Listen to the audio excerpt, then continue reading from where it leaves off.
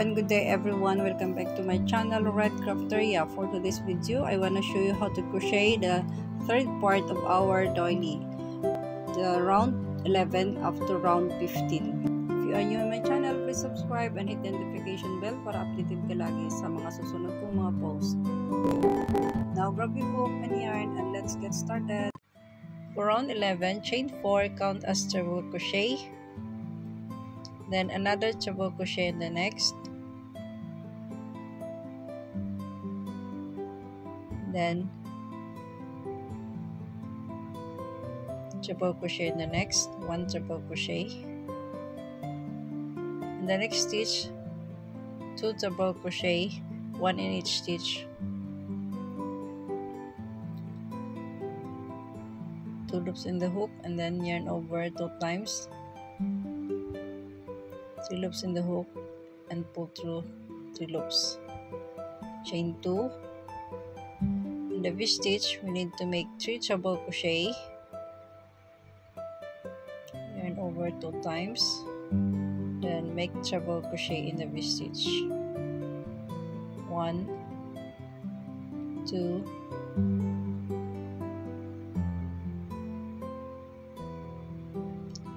3, then chain 2, another treble crochet in the same space,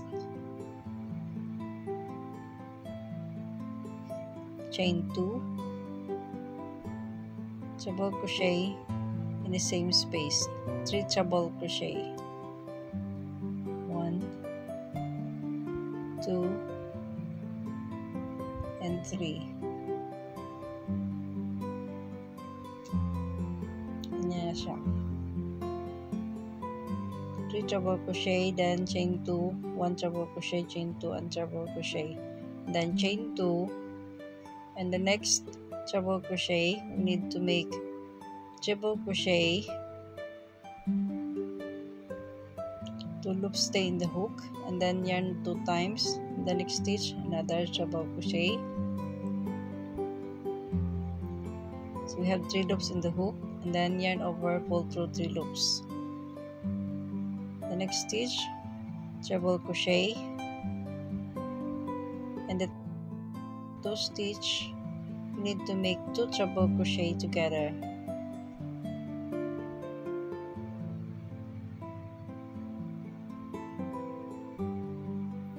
loops in the hook, and then yarn 2 times, treble crochet, 3 loops in the hook, yarn over, pull through 3 loops. So ganito na siya. Then chain 2, and the next shell we need to make treble crochet 2 in the 2 stitches together,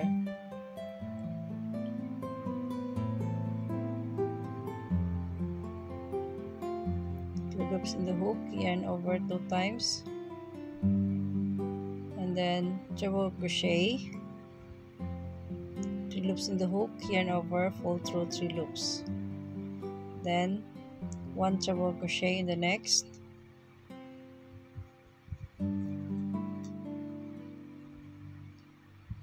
then 2 treble crochet in the 2 stitches together,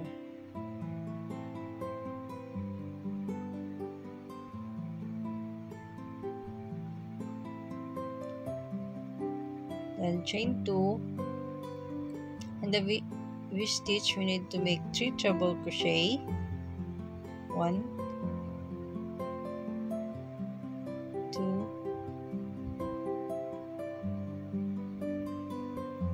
3, and then chain 2, then treble crochet in the same space,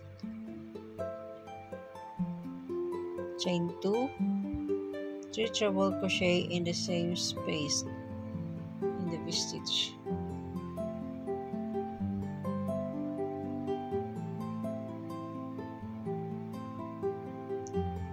and 3.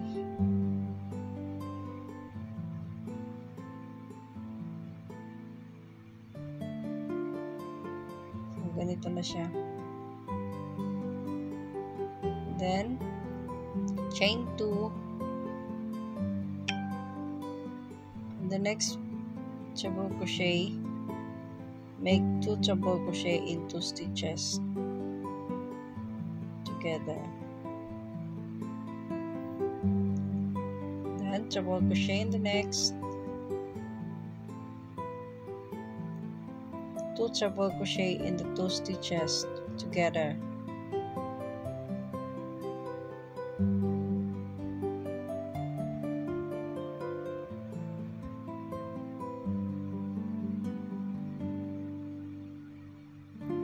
So it looks like this.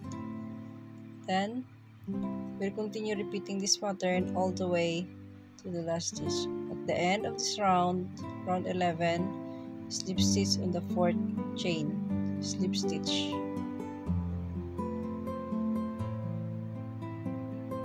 For round 12, we need to chain 4, count as treble crochet. Then next 2 treble crochet, yarn over 2 times, then treble crochet,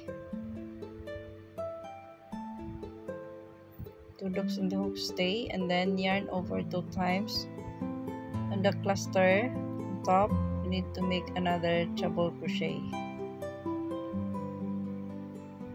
So we have 3 loops in the hook, yarn over, fold through 3 loops to make a cluster. Then chain 3. On the next treble crochet, in the first stitch, we need to make 2 treble crochet in the same space. 1 and 2.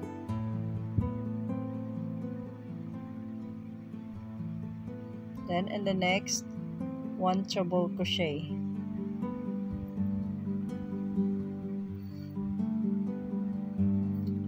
The third stitch, we need to make 2 treble crochet,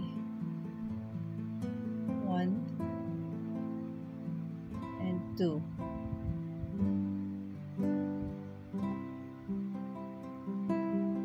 And then chain 3.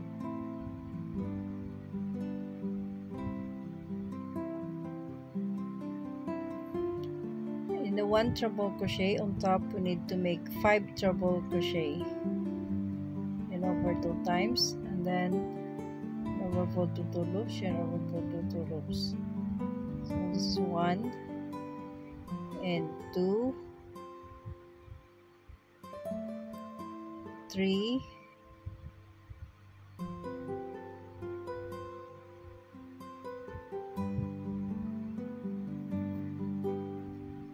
4,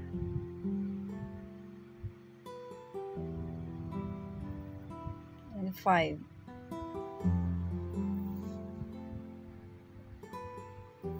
Then chain 3. In the next stitch, we need to make 2 treble crochet.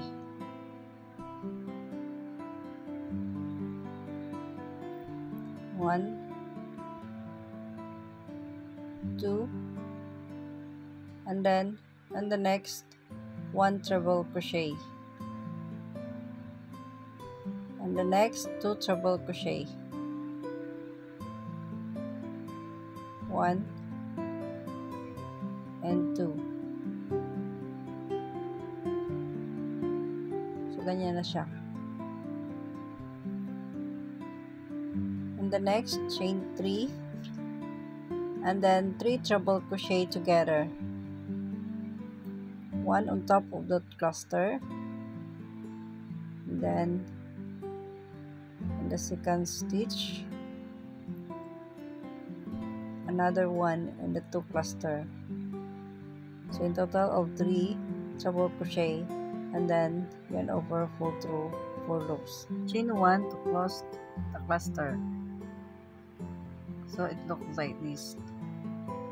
Same pattern, and then yarn over 2 times, and the next stitch we need to make 3 treble crochet together, the same as this pattern. The next one, 3 loops in the hook, yarn over 2 times, and the 2 cluster we need to make another 1 treble crochet on top. Then we have 4 loops in the hook, yarn over, pull through 4 loops. So ganito na siya. Same as this pattern. And then we'll continue repeating this pattern all the way to the last 4 stitch dito. At the end of this round, round 12, slip stitch on top of the 3 cluster, slip stitch. 13, we need to slip stitch on the next stitch, slip stitch, then slip stitch on the next, slip stitch on the next, slip stitch on top of the treble crochet, and then chain 4, count as treble crochet, then triple crochet in the next,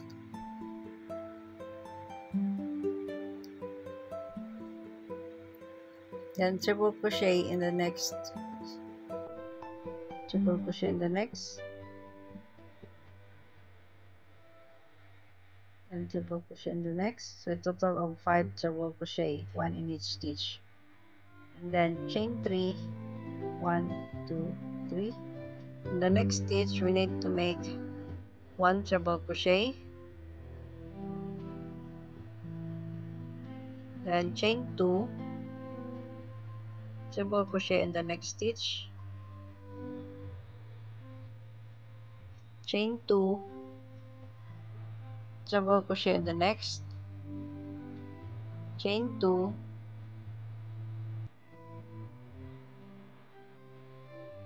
then treble crochet in the next, chain 2, treble crochet in the next. Now it looks like this: 5 treble crochet with a chain of 2, and then chain 3, and the next stitch we need to make treble crochet, then treble crochet in the next, in total of 5 treble crochet, 1 in 5 stitches.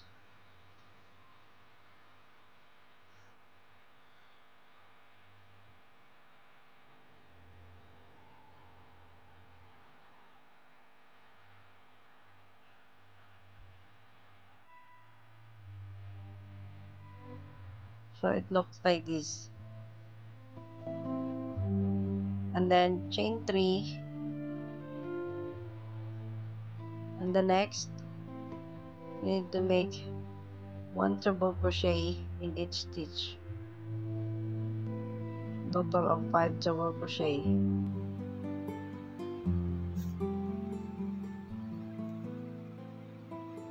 3,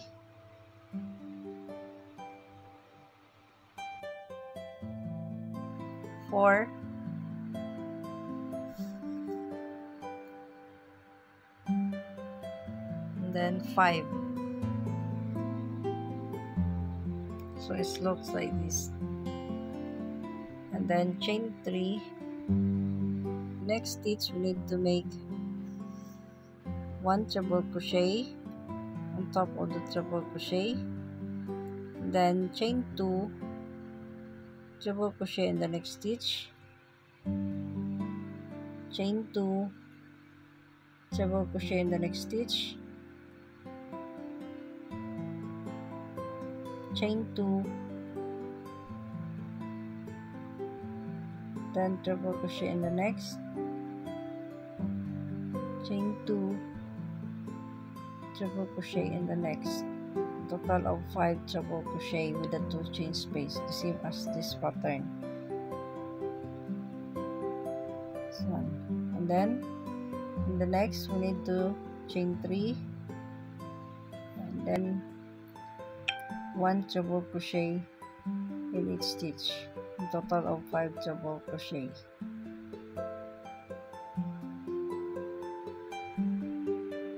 Two, 3, 4, and 5.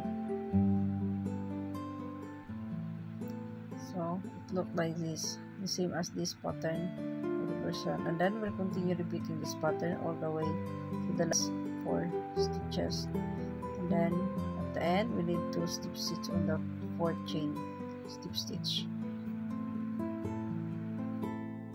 For round 14 we need to chain 4, count as treble crochet, and then in the 4 stitches we need to make 1 treble crochet in each stitch, and we'll make cluster.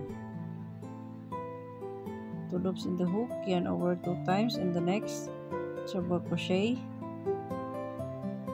3 loops in the hook, yarn over 2 times in the next, treble crochet, 4 loops in the hook, yarn over 2 times in the next, treble crochet. Then we have 6 loops in the hook, yarn over, pull through 6 loops, and then chain 1 to close the cluster. Then chain 3 in the next stitch. We need to make treble crochet.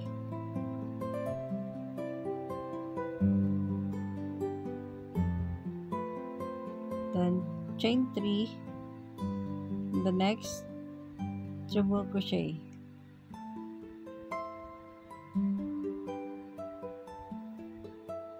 Then chain 3, 1, 2, 3, next treble crochet.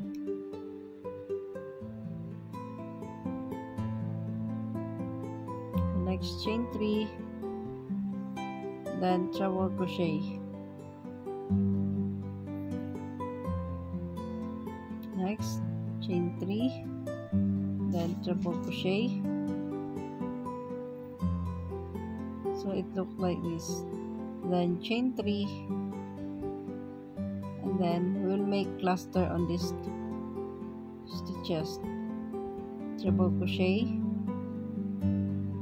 first,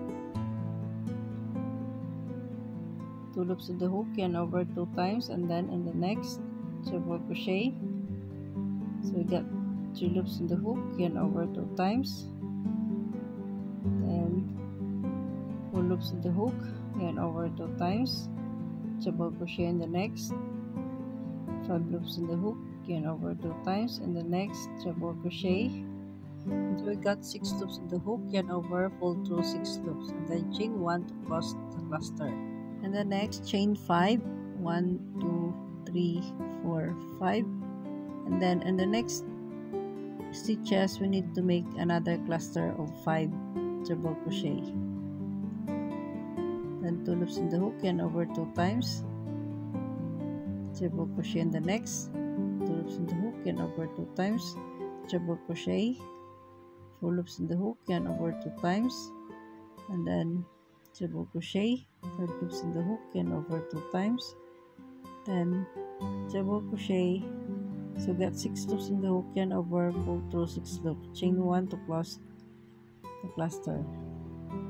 So this is look like this, and then treble crochet, chain 3, treble crochet, chain 3, and the next chain 3, and then treble crochet,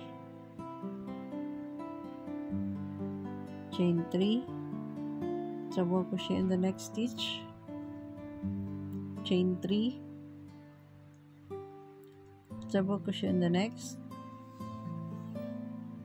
chain 3, treble crochet in the next, chain 3, treble crochet in the next.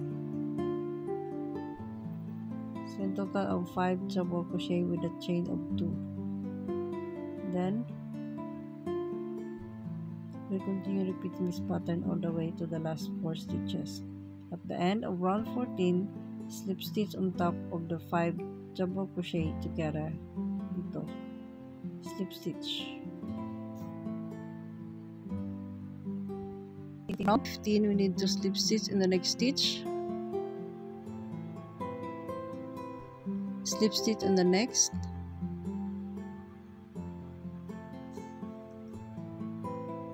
slip stitch in the next,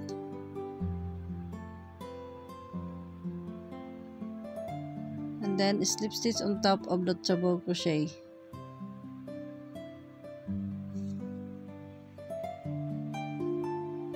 Then chain 4, count as treble crochet, In the same stitch, we need to make another 4 treble crochet together. Treble crochet, 2 loops in the hook, yarn over 2 times, another treble crochet in the same stitch, 3 loops in the hook, yarn over 2 times, then treble crochet, another treble crochet. So we get 6 loops in the hook, yarn over, pull through 6 loops, and then chain 1 to close the pattern, and then chain 5, and the next treble crochet we need to make 5 treble crochet together. 1, 2, 3, 4, 4 loops in the hook, and then yarn over 2 times, 5, then pull through 5 loops, and then chain 1 to close the pattern, and then chain 5, 3, 4, 5, and the next treble crochet on top, make 5 treble crochet together. 1, 2,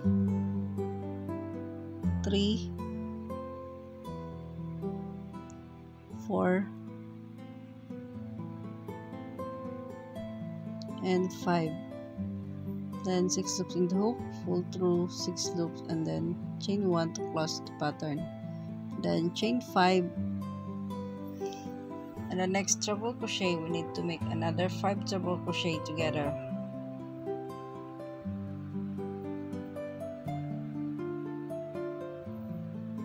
Three,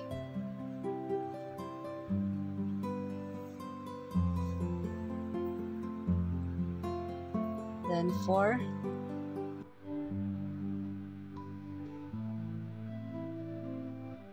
and 5. 6 loops in the hook, yarn over, fold through 6 loops, and then chain 1 to close, and then chain 5 treble crochet, the next treble crochet, 5 treble crochet together.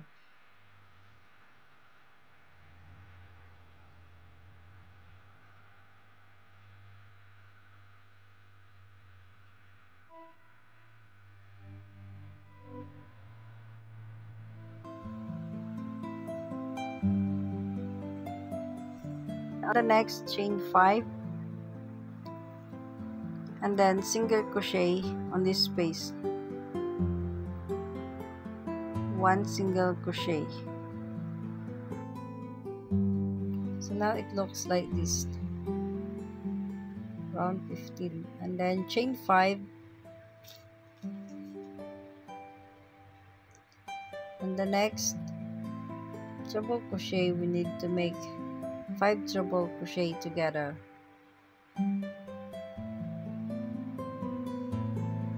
2, 3,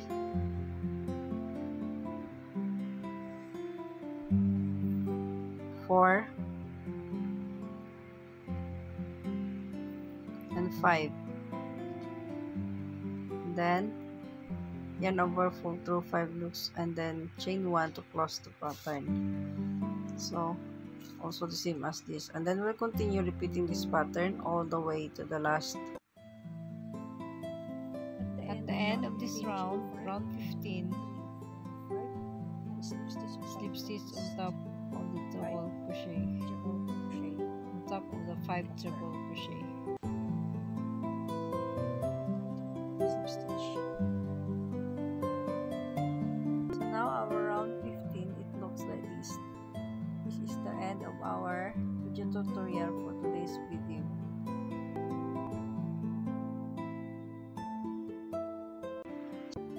And mega love shout out to all Team Gapangan, Team Blessed, Team Vows, Team Phonics, Team Solid Builders, and Team Give Amelia. And shout out to all my super chatters, my members, and to all my fans who are always supporting my channel. Hope to see you again in my next video tutorial. God bless and bye bye. I love you all.